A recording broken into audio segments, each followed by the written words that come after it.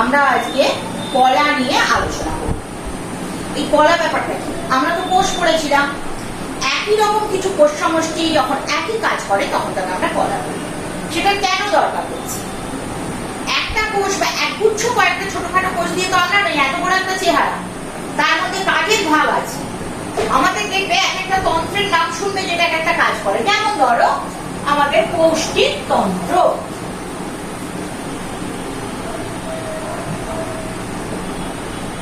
এই পৌষ্টিক তন্ত্রের মধ্যে বিভিন্ন কতগুলো অঙ্গ রয়েছে। একটা অঙ্গের নাম ধরো রয়েছে যেখানে আমাদের খাওয়াটা খাওয়ার সাথে সাথে গিয়ে পড়ে পাকস্থলী, মোটামুটি এরকম দেখতে।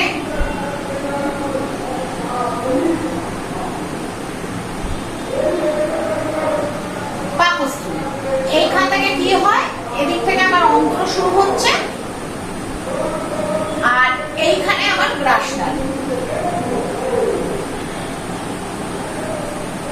গ্রাসনালী দিয়ে খাওয়াটা এনে পাকস্থলীতে ফেলি, পাকস্থলীতে আমাদের কিছু হজম টজম করে, আরো কিছু কাজ করে করে অন্ত্রে পাঠিয়ে দেয়। এই পাকস্থলীটাকে যদি আমি কেটে দেখতে যাই তাহলে আমি কিরকম অবস্থাটা এর দেখতে পাবো।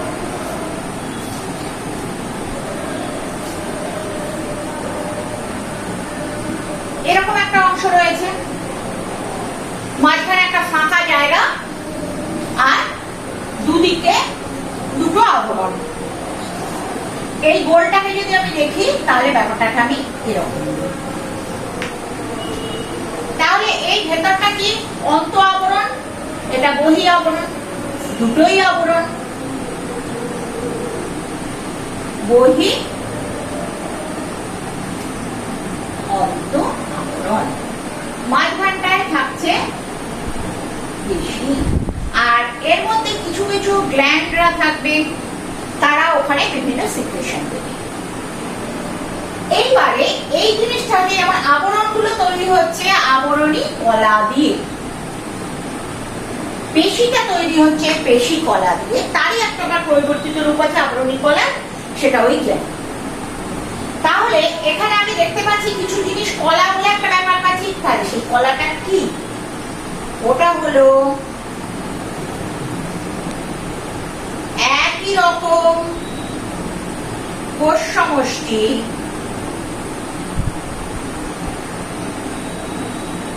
যা একই কাজ করে। তাহলে কি হলো, কতগুলো কোষ তৈরি করলো একসঙ্গে মিলে আমার কলা। এবার এইখানে দেখো অন্তত পক্ষে দু রকম কলা তো আমি চোখের সামনে দেখতেই পাচ্ছি যারা কাজ করছে। তার মানে একাধিক রকম কলা মিলে তৈরি হচ্ছে অঙ্গ, আবার অনেকগুলো অঙ্গ মিলে তৈরি করছে তন্ত্র। যেমন পাকস্থলী রয়েছে, ওই গ্রাসনালী একটা বললাম, অন্ত্র আর একটা বললাম, সেটা নিয়ে তন্ত্র। আর অনেক তন্ত্র একসঙ্গে মিলে কি তৈরি করবে? তৈরি করবে এটা আমার। আবার উদ্ভিদদের যদি দেখা যায়, ওদের এরকম করে আলাদাভাবে তন্ত্র অঙ্গ দেখা যায় না, ওদের কিছু কলা দেখা যায়, যে কলাগুলো দিয়ে ওরা সর্বত্র বিভিন্ন কাজ চালিয়ে নেয়। ওদের একমাত্র ভাস্কুলার বান্ডিল বা নালিকা বান্ডিলে বিভিন্ন রকম কোষ দিয়ে তৈরি একটা কলার একটা সিস্টেমের মতো দেখা যায়, যেটাকে অনেকটা ওই তন্ত্রের সঙ্গে তুলনা করতে পারে, আর বাকিটা ওদের সম্পূর্ণ আলাদা। এবার আমরা উদ্ভিদ কলায়, আমরা প্রথমে উদ্ভিদ কলার ভাগগুলো দেখি। উদ্ভিদ কলা উদ্ভিদ শরীরটাকে এরকম ভাবে ভাগ করেছে, ও কিছু কোষকে রেখেছে যারা বিভাজন করেই যাবে, তারা আর কিছু কাজ করে বিভাজন করে কোনো কিছু কাজ করার জন্য কিছু কোষ তৈরি করে ছেড়ে। আর আমাদের ব্যাপারটা হলো, আমাদের যে কোষগুলো কাজ করবে তারা কিন্তু ওই চরিত্র, ওই কাজের চরিত্র, ওই চেহারা সবকিছু নিয়েই বিভাজিত হয়, প্রত্যেকেই প্রায় বিভাজন হয়, একমাত্র স্থান কোষ ছাড়া। আর এখানে ভাজক কলারা একদল, তারা বিভাজন করবে। ভাজক কলার যে অংশটা, বেশিরভাগ অংশটাই বিভাজন ক্ষমতা হারিয়ে ফেলে স্থায়ী কলায়। স্থায়ী কলা আবার দুটো ভাগে বিভক্ত। এক ধরনের স্থায়ী কলারা দেখতে একদম এক, যেখানে থাকবে যে তিনটে গ্রুপ আছে, প্যারেনকাইমা, কোরেনকাইমা, স্ক্লেরেনকাইমা, তিনটে গ্রুপের আলাদা আলাদা ক্যারেক্টার, চেহারার এবং একদম জটিল স্থায়ী কলা তার দুটো ভাগ, জাইলেম, ফ্লোয়েম। এই জাইলেম আর ফ্লোয়েমটা কিন্তু অ্যাকচুয়ালি এই সরল স্থায়ী কলার অংশ নিয়েই তো। খালি তাদের আমরা সরল স্থায়ী কলার জায়গায় কেন রাখলাম না? কারণ এই 3 রকম জিনিস মিলেমিশে এক একটা গ্রুপ তৈরি করবে, যে গ্রুপগুলো অনেকটা আমাদের অঙ্গের কাছাকাছি। ওরা কি করে? ওরা একটা নির্দিষ্ট কাজ করে। যেমন জাইলেম কি করবে? রস নিয়ে, মানে স্যাপ যেটাকে আমরা বলি, শুধু আর জল বেছে তোলে না, জলের সঙ্গে যাবতীয় মিনারেল সবকিছু তুলে দেবে, সেইটাকে নিয়ে পাতায় পৌঁছে দেবে বা যে জায়গাগুলোতে সালোক সংশ্লেষ সম্ভব। ফ্লোয়েম কি করবে? খাবার তৈরির পর সেই খাবারটা নিয়ে সারা শরীরে। আমাদের এটা যেভাবে আছে, আমরা আমাদের নাইনের অনুপাতে এটা পড়বো, অর্থাৎ আমরা প্রত্যেকটা গ্রুপে কোষের কিছু ক্যারেক্টার পড়বো, কোথায় পাওয়া যায় আর সে কি কাজ করে সেটা আমরা দেখব। এবার আমরা সেই জায়গায় আসবো।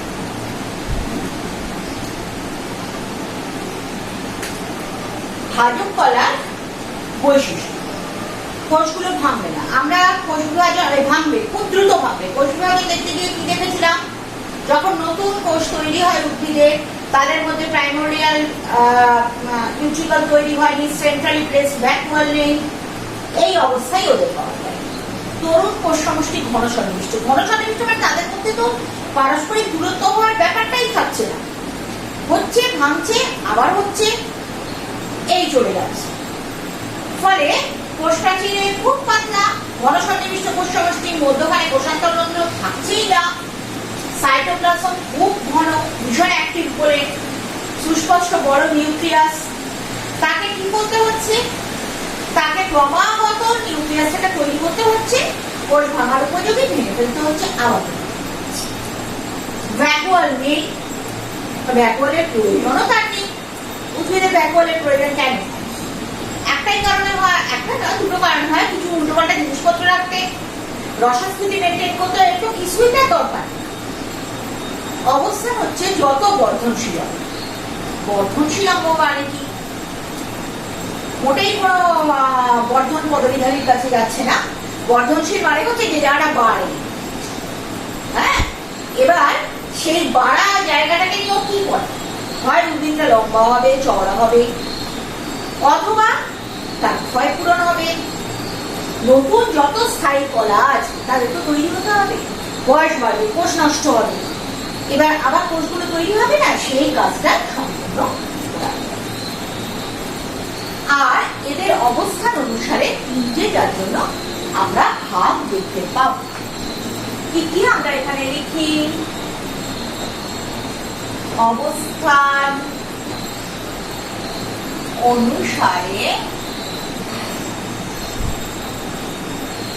ভাজক কলার কিরকম থাকতে পারে দেখা যাক। ধরো আমার এই গাছটা উঠছে, এবার এর কোথায় কোথায় ভাজক কলা? একদম ঠিক এইখানে আমি ভাজক কলা দেখতে পেলাম। এরকম ভাবে ধারে ধারে দেখতে পেলাম। ধারে ধারে ব্যাপারটা কিরকম হয়? যদি তুমি উদ্ভিদটাকে গোল করে কেটে ফেলো, তাহলে তুমি দেখতে পাবে সেই ভাজক কলাটা এইভাবে। আর একটা দেখা যায় এইভাবে।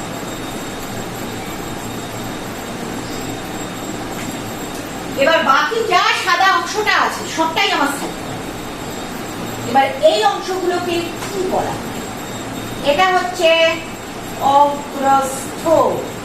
দৈর্ঘ্য বৃদ্ধি ঘটায় এবং ওখানে যত স্থায়ী করা দরকার হয় সেখানে ঘটায়। কোথায় থাকবে? পাতার ডগায়, কাণ্ডের ডগায়, মূলের ডগায়, যত ডগা আছে সেইখানে। পার্শ্বস্থ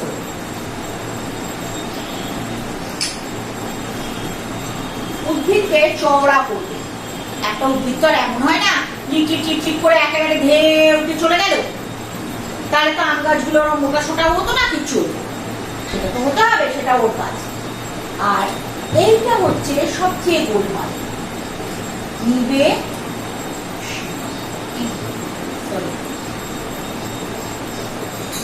নিবেশিত ব্যাপারটা কি, দুটো ভাজক কলার মাঝখানে বসে আছে। আর ও কি করছে, ও এই দুটো স্থায়ী কলার মাঝখানে বসে আছে। ওই স্থায়ী কলাতে যা ক্ষতি হচ্ছে, যা ক্ষয় হচ্ছে, ম্যাক্সিমাম এটাই।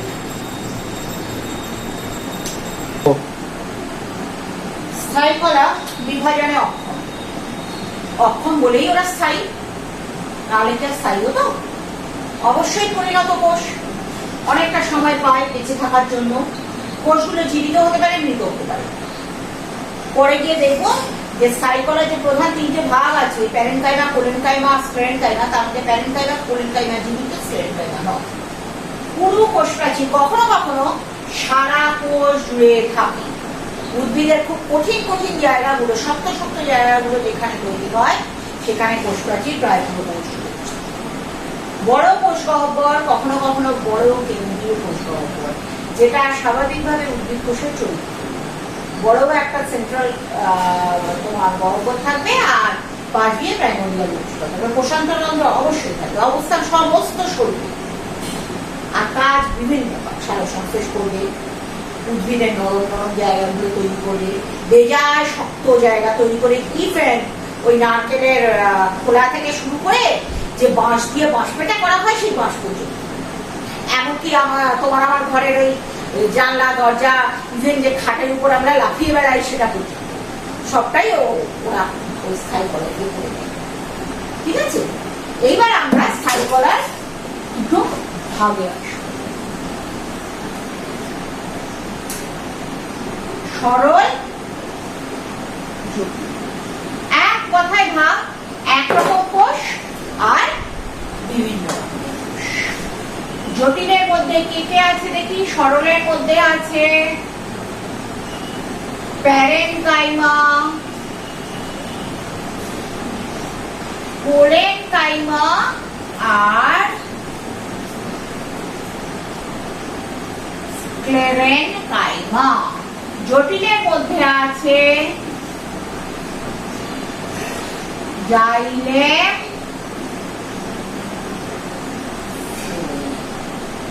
কোলেনকাইমা প্যারেনকাইমা হচ্ছে জ্যান্ত, আর স্ক্লেরেনকাইমা হচ্ছে মোড়া। আর জাইলেম ফ্লোয়েম দুটো তৈরি হয়েছে ওই প্যারেন আর স্ক্লেরেনের কম্বিনেশন দিয়ে কোলেনকাইমা। তার মধ্যে এবার কিছু কোষ মোড়া, কিছু কোষ জ্যান্ত। বোঝা গেল? জটিল স্থায়ী কলার নাথিং বাট কম্বিনেশন অফ সরল স্থায়ী।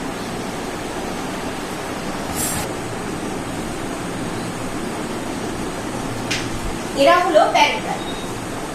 বিভিন্ন চেহারার হতে পারে, যা খুশি, গোলগাল, প্যাকাটেরা, যেখানে যেমন দরকার হয় ও সেরকম। নিউক্লিয়াস যুক্ত এবং সজীব কোষ। সাধারণত ক্লোরোপ্লাস্ট থাকে এবং সালোকসংশ্লেষ করে। তাই বলে মূলে ঢুকে গেলে আর ক্লোরোপ্লাস্ট কিন্তু থাকবে না, ওখানেও দরকার নেই।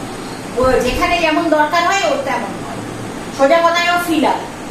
যত শরীরে নরম অংশ থাকে সর্বত্র, এবং ম্যাক্সিমাম উদ্ভিদে এই কলাটাই দেখা যায়। ভ্যাকুয়াল থাকে, খুব বড়ও থাকতে পারে, ছোটও থাকতে পারে, যা খুশি থাকতে পারে। কোষপ্রাচীর অপেক্ষাকৃত পাতলা, এবং কোষপ্রাচীরের কোনো অলঙ্করণ জিনিসটা কি, কোষপ্রাচীরের পুরুত্বটা থাকে তো তার কয়েকটা জায়গায় একটু কম পুরু, কোষের প্রয়োজনে থাকে। কোথাও একটু কম পুরু কোষপ্রাচীর, কোথাও বা বিশাল, সেই ব্যাপারটা ওদের থাকে না, থাকলেও মোটামুটি ইউনিফর্ম কোষপ্রাচীর যেটা। তবে সেকেন্ডারি কোষপ্রাচীর পাবে, প্রাইমারি কোষপ্রাচীর ছাড়া সেকেন্ডারি পাওয়া যাবে। প্রাইমারির অবস্থানটা শুধুমাত্র ভাজক কলার সঙ্গে অবস্থান, যত নরম জায়গা আছে আগেও বললাম, আর শৈবাল, মস, ফার্ন তাদের শরীরের প্রায় সব। ফার্নে গিয়ে একমাত্র জটিল সরল কলা দেখা গেছে, তারা বলে দেখাই যাবে। সালোক সংশ্লেষ করে, ওর মধ্যে দিয়ে বাতাস আদান প্রদান হয়, খাবার জমা রাখে, আর বাতাস জমা রাখে। বাতাস জমা রাখে কোথায়? যে উদ্ভিদগুলো ভেসে বেড়ায়, যেমন ধরো কচুরিপানার ওই মোটা মোটা অংশ, পদ্ম ফুলের ওই স্পঞ্জ স্পঞ্জ ব্যাপারটা, পদ্ম, শালুক টালুক, ওদের যে ডাঁটিগুলো জলের উপরে ভেসে ওঠে, সেগুলো। পদ্মের ডাঁটি, পদ্ম খুব একটা পাবে না, শালুকের ডাঁটি ভেঙে দেখবে ভেতরে বাতাসের জায়গা আছে। কোলেনকাইমার কোষগুলো গোল হবে না, গোল হবে না, ওভাল হবে না, মানে নরম চেহারার জিনিসপত্র গোলাকার আয়তাকার প্রধানত হবে। সজীব নিউক্লিয়াস থাকবে, কোষান্তরন্ধ্র থাকবে, কোষপ্রাচীর পুরু হবে, অলঙ্করণ থাকবে। তার মানে হচ্ছে কোনো জায়গায় কোষপ্রাচীর মোটা, কোনো জায়গায় রোগা, এরকম। এবার কোলেনকাইমার কোষপ্রাচীর দেখে বোঝা যায় যে কোলেনকাইমাটা আমার অনেক দিনের পুরনো না নতুন। হলে কি হয়, ওদের কৌণিক দিক থেকে কোষপ্রাচীর মোটা হতে শুরু করে। ধরো এরকম একটা আমার কোলেনকাইমা আছে, এইবারে কোষপ্রাচীর প্রথম এখানটা পুরো বেশি হবে, এখানটা কম হবে, এইরকম ভাবে ওরা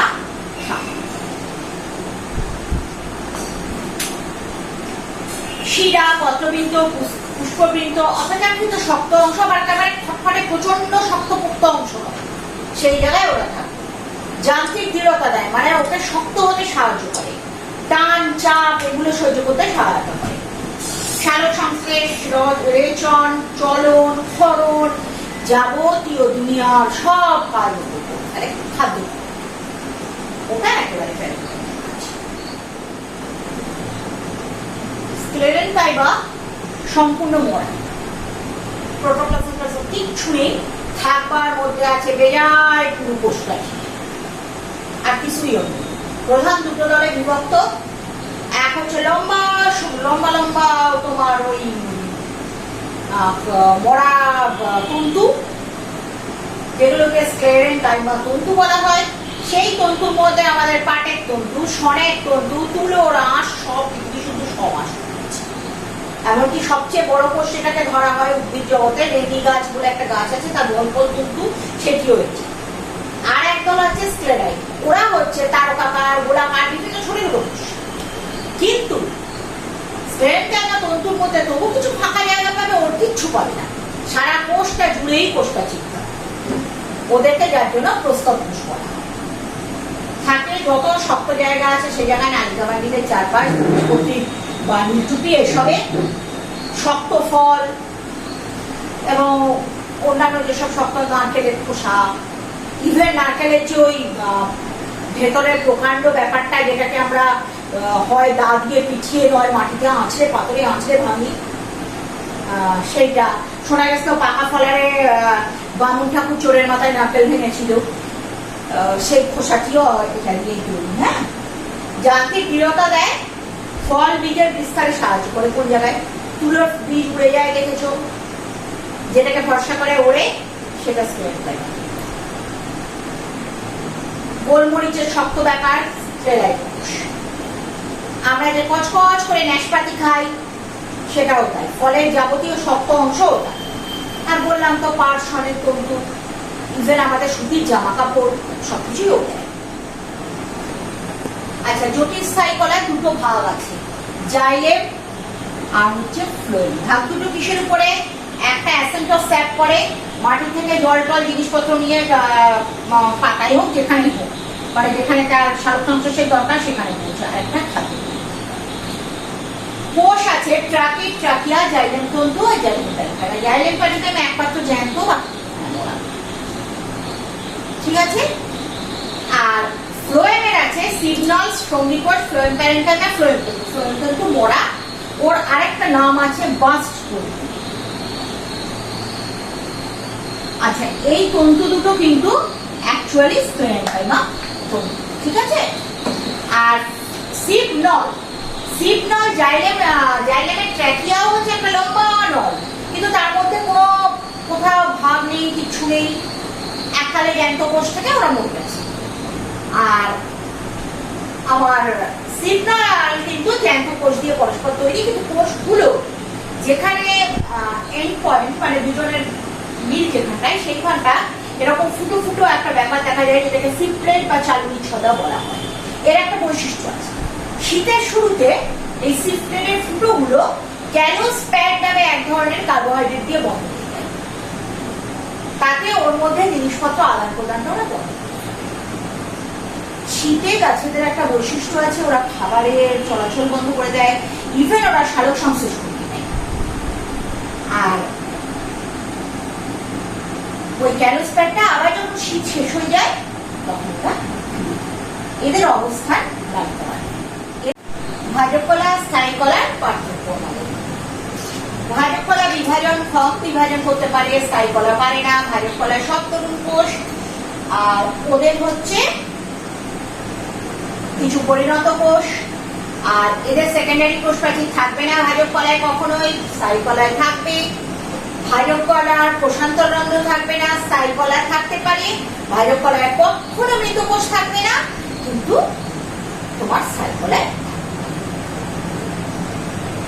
আমরা এখানে আরেকটা পার্থক্য আসবো, সেটা হচ্ছে জাইলেম।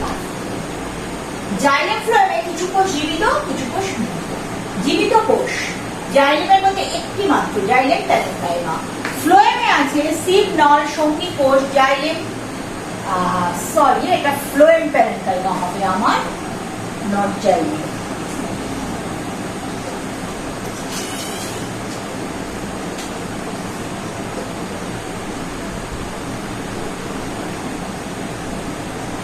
Phloem parenchyma. আর মৃত কোষের মধ্যে জাইলেমে হচ্ছে ট্রাকিয়া জাইলেম তন্তু, ফ্লোয়েমে হচ্ছে শুধুমাত্র ফ্লোয়েম।